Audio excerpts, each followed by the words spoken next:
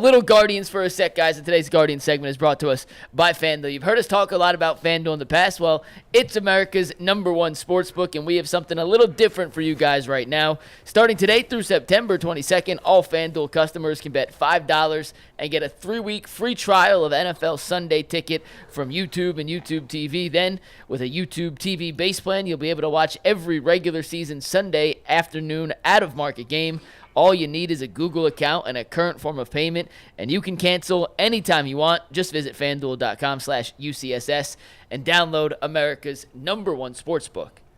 The Guardians took 2 of 3 from the Rangers, thanks in large part to Jhonkensy Noel's power surge, guys. He may not be perfect, but I would vote Jay-Honk for president. I'm just telling you that right now. God. He would have my vote today. His shot Saturday night. He's the most fun player to watch in the Guardians right now, and I know that's high praise because they have Jose and some other guys, but every time he's at the plate, it is must-see. Did you see Saturday night when he scored easily, but he slid head first into home plate? Because he's the best. I literally thought he was going to start doing snow angels. He's just a kid playing a kid's game. It's great. They found him something.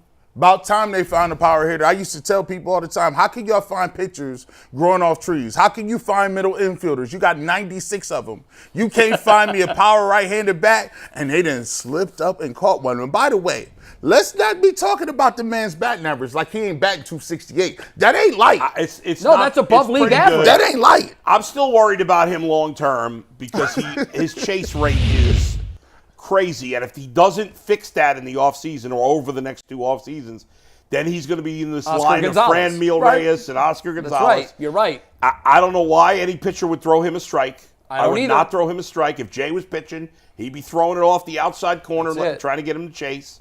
But he's got prolific power. If you make a mistake to him, forget it. Saturday night, the pitcher made a mistake. That was a bomb. His launch angle was like 35 or 36%. Yeah, I mean, he's strong as an ox. They need it because they're not getting much power from anybody else these days. No, although they did it 4 home runs Saturday. Saturday was a good sign. Yeah.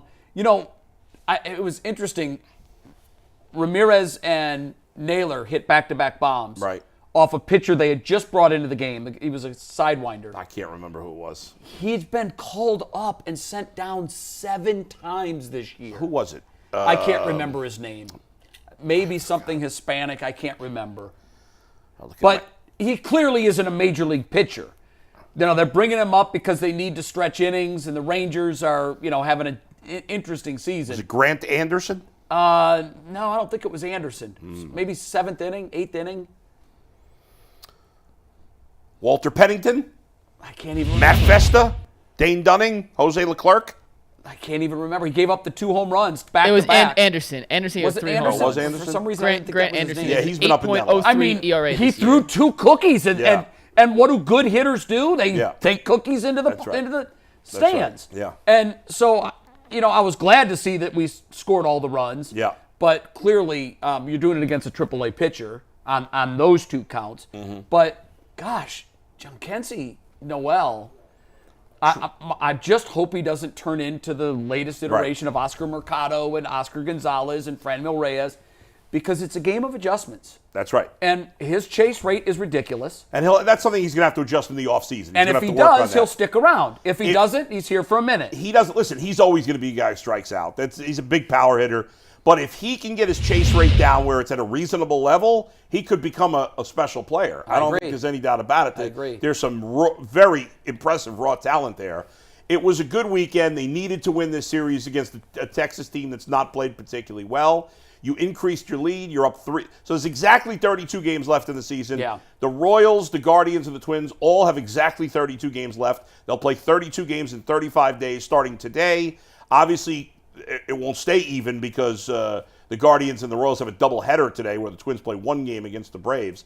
Look at the White Sox, 44.5. They've already lost 100 games. I just keep looking at that. So the worst record in history, modern history, 118? was the 62 Mets. They finished 40 and 120. They only played 160 games. Oh, this team will break that record. Yeah, I don't think they're going to win 10 more games. I don't either. They're about as hideous as it gets. But I asked Zach Meisel.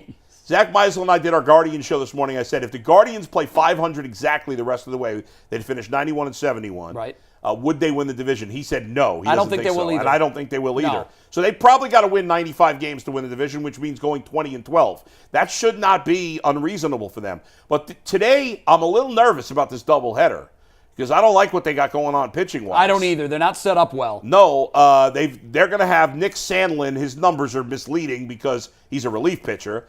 It's going to be a bullpen game, won't it? Well, what they're doing is they're going to call up Joey Cantillo and Logan Allen today.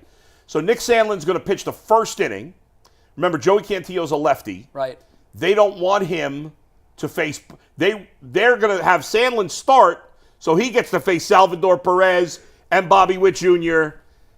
Because that's their two best players. Right. Obviously. That's smart. So you're going to skip. So you're going to bring in Cantillo in the second inning after you've already passed those guys. To get a delayed start, really. Right. So in theory, he only has to face them maybe once, maybe twice, depending on how well he pitches. And then the second game is going to be Logan Allen, who's been terrible. Now the Royals have Cole Reagans going in the first game. He's been fantastic, Serviceable. although his last start was not good. No, but overall this year he's been very, very good. Yeah, he's excellent. And their second starter, you sure about that ERA on Alec Marsh? That seems low. Earl made it. I'll double check. I don't think that's his ERA. I could have sworn it was in the fours, but I could be wrong. I don't think those are his numbers. But you are missing two of the three best Royals pitchers in this series. Thank God. Seth Lugo pitched yesterday. Yeah, those numbers are incorrect. Are those Brady Singer's numbers? Yeah, No, they were Cole Reagan's. Oh, he changed the name and did not change the Oh, number. got it. So you're missing two of their three best starters in Lugo and Singer, who won't pitch in this series, but will pitch against the Guardians next week in Kansas City. But you just got to split this doubleheader today. I want both. No blood, Yeah. no You feet. got to have both. Hey, if they win both, they're in great shape because they got the pitching edge the next 2 days, even though Bybee and Williams are both coming off bad starts. Yep. Williams has been a huge disappointment, let's face it, so far. No, he has. And Yeah. I don't want it's not, for a while I was like, it's still spring training for him, but you know what? He's been pitching 2 months now. Something's not right. He was totally unable to duplicate what he was able to do last year, which is tough, man. I got to tell you, I was, in the last month, actually a little more than that, before the trade deadline, I said, this is your opportunity. You don't go big every year. Right. You look at where you are and how your team's playing, and you go big. And they didn't go big. Nope. And they haven't gone big in 8 years. No, they haven't. They haven't. Yeah. And I hate to say this definitively, but I asked myself Saturday when I was looking at the lineup, is this a deep playoff run lineup? And the fact of it is, it's not. It's not. The 7, 8, 9 hitters are all hovering around 200. Yeah. You can't make a deep playoff run with 3 bats in the bottom of your lineup that are hitting 200. You can't do it. You saw the Yankees. One thing, I was in San Diego. They were showing all the Yankees games. I don't know. I'm like, they're global or something. They just on TV. But you saw when the Yankees and the Guardians played. When you got Aaron Judge. There's no relief in their lineup. See, I disagree with that. Their lineup, bottom of their lineup stinks too. But they don't have 3 guys that are hitting 200. They got 3 dudes that can and if hit. they are, they at least have power. They got Judge and Soto. The rest of their lineup is not special. Stanton hits. And you know what? The Guardians really, too. if you look at it, the difference, I mean, obviously Judge is having an unbelievable season. Yeah. But, Stanton's not bad. He's already got 50 home runs. He's got 50 home runs. I think Naylor and Ramirez are a good 1-2 power punch. They really are. And if Noel is now kind of had he played the whole season, Noel would have over 20 home runs right now. Right. So, I mean, they're okay there, but Bull, when you get to the 7 hole in our lineup, it's a lost inning.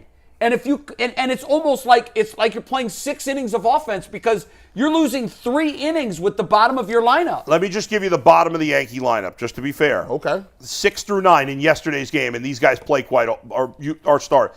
Anthony Volpe's batting 6th for them. He's batting .247 with a .682 OPS. Not good. No, but .247 is the league average this year. All right. What's the 7-hitter? The 7-hitter Trevino is hitting .233 with a .697 OPS. That's bad. Okay. It's bad, but it's better than He's 199. he's not their starting catcher anymore, though, Bull. No, he's not. They've been going back and forth. They use 2 guys. Okay. Alex Verdugo batting .229 with a .650 OPS. That's terrible. Okay. It is, but compared to what we've got. And DJ LeMahieu, 196 with a .522 OPS. Now, he's been hurt for a while. Yeah, that's an anomaly. The reality is their lineup's not that much better than the Guardians. But when you got Aaron three Judge, guys 200. Our last three guys are at like I hear 205, ya. 201, 207. When you got guys that is hitting, like they're hitting Aaron Judge can literally hit 3 home runs in it. You can't even pitch to the dude. I understand Soto, that. you can't pitch to him right now. I'm just saying the bottom of the Yankee lineup is not. I think it can be if everything else is right, because I don't think the other teams. The Guardians are lucky. You're right, they should have gone all in. You're right, they didn't do enough to improve this team. Shame on the front office, who rarely takes any blame, and shame on ownership that they did not really go all in. I mostly this blame year. ownership, Bull. I think It's the front mostly office ownership. would have loved to make deals. Of course, it's but mostly you got to have ownership. the checkbook behind You got to have it. But the reality is that none of the other teams in the American League are without flaws. The Yankee lineup is not that good. Now, listen, Soto and Judge are so good that it makes up for a lot. But the reality, okay, they're not quite as bad. I'm not saying it's as bad as the Guardians, but the bottom of their lineup, Verdugo's been terrible. Volpe had a great start. He's been terrible since the middle of the season. Their bottom of the lineup is not that good. I know, but again, maybe it's better than the Guardians. I mean, the Guardians the other day against the Yankees got a leadoff hit, and then Listen, they didn't get a hit for the next 9 innings.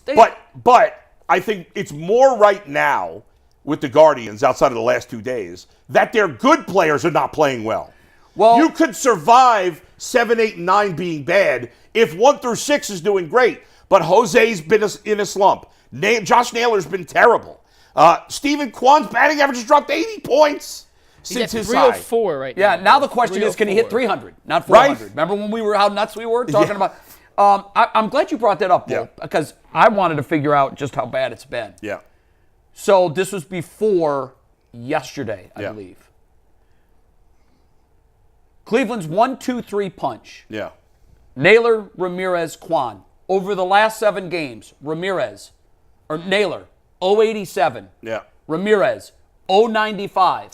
Kwan, 083. Right. Yeah, but that's, you can't, it's impossible to win that way when your three best hitters aren't doing anything. And you know what the problem is? I think when you look at the lineup, you're like, we're good. We've got 3 really good bats. Right. Well, if they all go on strike at the same time. That's right. And that's where they've been the last week, minus Saturday and yesterday. Yeah. When they all go on strike at the same time, who else in that lineup is going to pick it up? That's right. That's the problem. Now, I've been screaming they got to call guys up. They're not going to do it. They'll call somebody up when they expand the rosters on September 1st. But, I mean, it's because you have a weakness at the back of your lineup, the front's got to be great. If the first 5, 6 hitters play great in the playoffs, yes, I think the Guardians can make a deep run because they have an advantage that no other team does. They have by far the best bullpen in baseball. It is incredible. And it's way better than the Yankees. It's way better than the Orioles.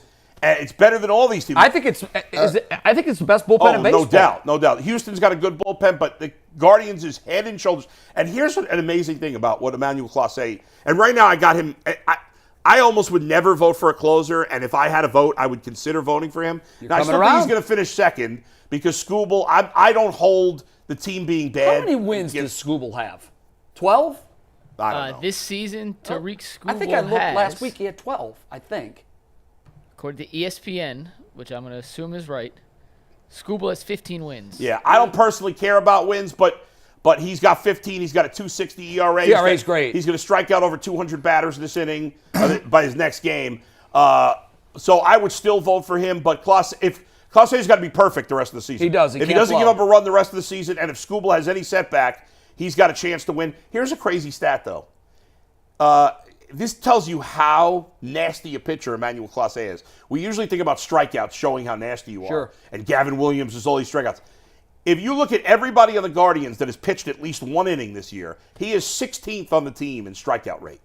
16th. Yeah, it's not even it's not even 9. 7 per 9 innings. Yeah, which 7 7 per 9. change. You know what he's been getting a lot of this year? Ground balls. He A lot of ground balls. Weak contact every time. Mariano Rivera, he struck out his share of guys, but he didn't have a crazy strikeout total. No. He just put the pitch where he wanted. And that's what Clase's doing. Yeah. It's all about location. Yeah. You know what's so hard? I'm going to vote. I would, if I had a vote, I think if he goes perfect, He's certainly the right rest there. of the way. Now look, well, he have an ERA under 0.50 if he doesn't give up another run. it's really hard to do that in the month of September. You know, you're tired. Of course. You're exhausted, and so he's not going to pitch in both games today. Nope. So we better have a sizable lead in one of them. Yeah. But hopefully the first. But you are counting on two guys at the top of your rotation that were in AAA last year.